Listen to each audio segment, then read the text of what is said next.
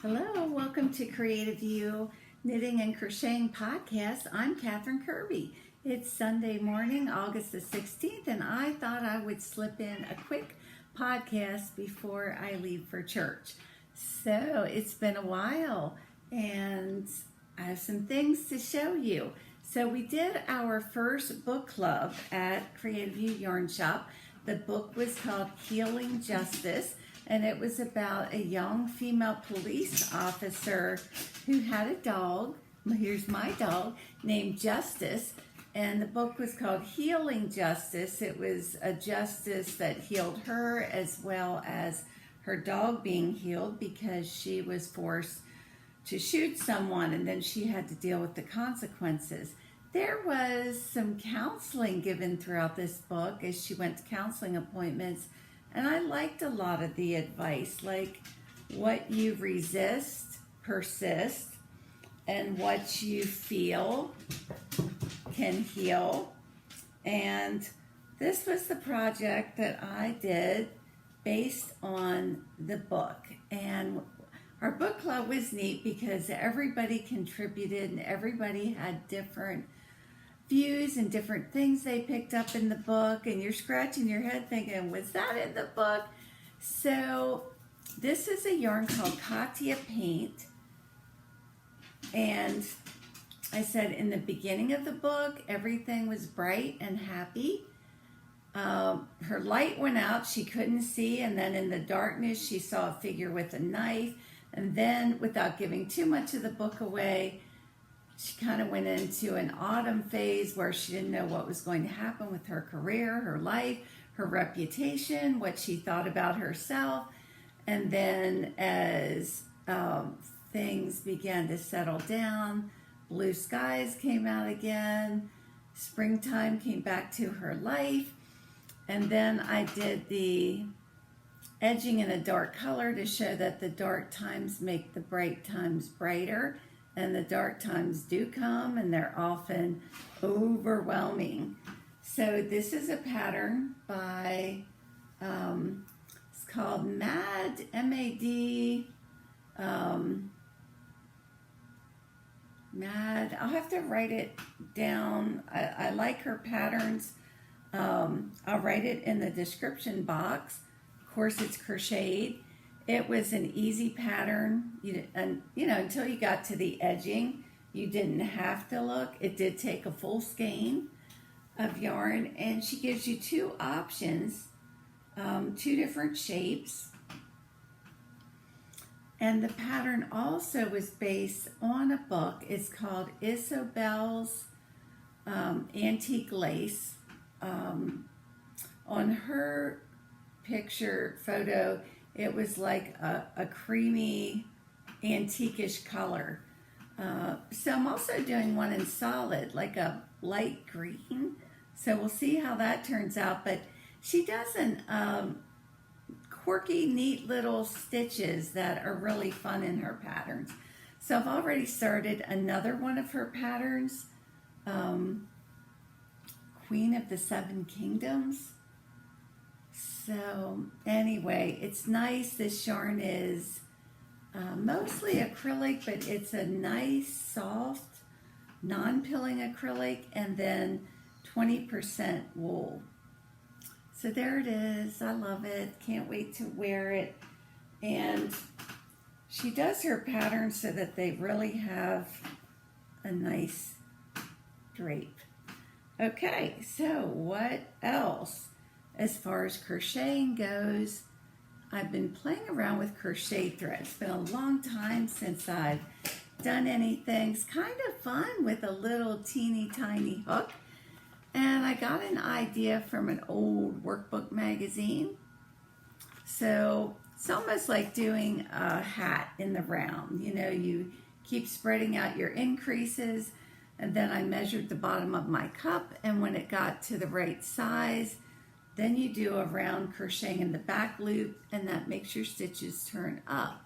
And now I'm just doing like a little lacy section. And as I was working on this, Linda Moran walked in and said, I am so tired of my cup sweating. Here you go. Make some cup cozies or some cup holders. And in the knitting world, I made my husband a hat. I think it's just called the Llama Hat. And I'll put the designer in the description. And I left that there in case I want to put a pom-pom in. My husband, you talk about wool and he starts shuddering. So this is done with baby llama. And you could do the pattern without the band or with the band, toddler size, adult size.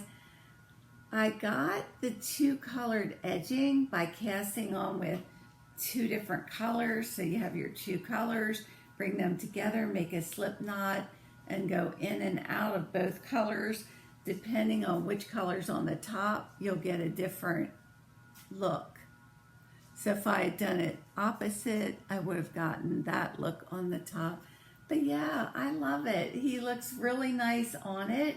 He's not too restricted that he won't wear something cutesy. And plus, we remember a trip where we saw a moose and it says has sentimental. Maybe I'll make one for myself too. So the moose hat. And in the knitting world, back in my yarn hug. This is a hat called the Spin Cycle hat. It only takes 109 yards of a bulky yarn. And there's another hat called the Perky Little Hat where you do it in a super bulky. And you do this, the yarn over knit two together down here, and that's a quick knit. So this is a Noro yarn.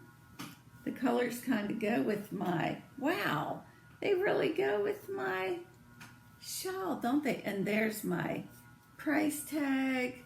If any of you are out there aren't too old to remember Minnie Pearl, who was a comedian, always wore a hat with a price tag on it. So this, but you know, I say so a lot. And now I notice my grandsons are saying it. It's like you pass your habits on without meaning to. So I usually like to tell a little grandchild story. And the yarn shop is right across from a diner, an old-fashioned diner where you get burgers and fries and homemade pie. And one time I sent them over, just the two of them, and it was like the best day because Nolan, who's 8, had responsibility. I trusted him. A lot of customers talked about it for months, how cute the boys were and everything. So they came to the shop for an hour waiting for their mom to get back from work. And Nolan said, "Grandma, do you think that we could go to the diner?" And I said, I was just thinking that would be a good day for you two to go to the diner. So I only had a $20 bill. Nolan is really a whiz at math. I mean, anytime I take them out, we always add it up. How much does it cost? How do you figure out a 10% tip? How do you figure out a 15% tip? And he's really good with it.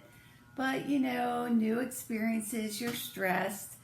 And I said, make sure, you each leave the waitress $1. Or make sure you leave her $1 is the way I said it.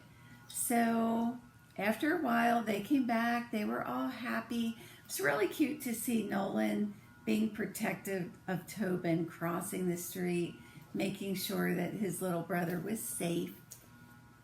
And when they got back, there were plenty of people in the store, and their mom came and off they went. It was only later that I realized, I didn't get any change. So I leave a message with my daughter, and after a while, she calls me back and she says, "Mom, I'll pay for it. Nolan left her a $10 tip." So, see, there you go. So, I need to learn to sew. First I said, well, it's been tough times. the waitress probably needed it. And second of all, it's a learning point. It's a teaching point. And, you know, I'll talk to him, very non-judgmental. And the ladies were sitting in the shop knitting, and Cheryl said, you know, maybe their bill was $10, which if they both got milkshakes, and yeah, and maybe that's all he had left, and he didn't know how to ask for change. But anyway, it'll be a good story in the family. Remember the time you got fries and left the waitress a $10 tip. So this is a done in the round pattern by Cabin Creek, and you can do it with short sleeves or long. And I've done other patterns of theirs, and lots of customers in the shop have done their patterns.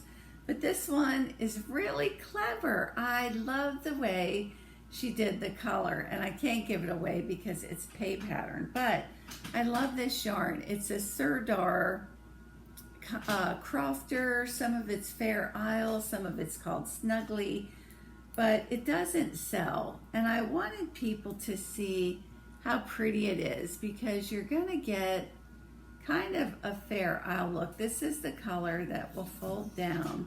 I'm doing the 2-year size, and the yarn, even though it's acrylic, it is nice and soft, and there's nylon in it. Hi Hartley, that's my dog Hartley.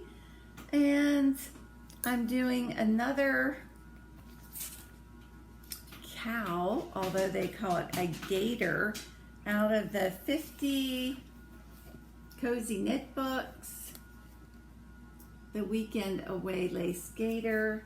It is a fun pattern. I see I'm cutting off my head here. This is done with brown sheep cotton fleece, which is a 80% cotton, 20% wool. It's a worsted weight. It's soft. This pattern is very easy to follow. It has a leaf pattern, and when it's finished and blocked, I'll show you more. It has a scallopy bottom, which is fun, and you can't really see it now until it's blocked, but I'll show you more later. And it's getting late, so we'll do one more thing. My husband and I saw a movie. It was free on Amazon Prime. It was called The Four Feathers. It was good. I recommend it. It's kind of epic, and it's about four friends, guys, and our hero is getting engaged, and they're British, and they have war interests in the Sudan, and they're going to war. And our main character says, I'm not going. Back then, a symbol of cowardice was a white feather. So his 3 friends each send him a white feather. And the seal of death, his fiance also sends him one. So these 4 feathers spur him on that he doesn't want to be remembered as a coward.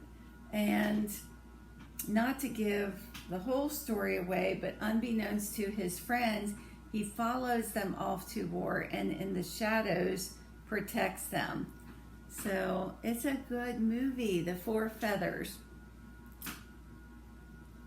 This is Quick Oats by Taiga Hilliard, and I want to do one of these in 4 different colors to represent the 4 seasons.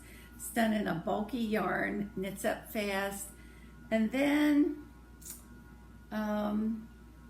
the book of the month club now is The Forgotten Seamstress. And in honor of that character, I want to embroider little leaves, butterflies, I don't know. So this is my first one. I want to do a matching hat. This is a yarn called Linie, or online Vigo. It's bulky cotton with some nylon. And I'll tell you what, when it's blocked, it has really nice stitch definition. It does. So this is the first one. The second one, which is almost finished, is a lime green. Then I'm going to do a blue. And I'm not sure yet, but it's fun. So I better knock off, go pick up my grandkids for church, It's been good. Times are tough, ladies and gents. Keep your smile, keep your faith, and shine, baby, shine.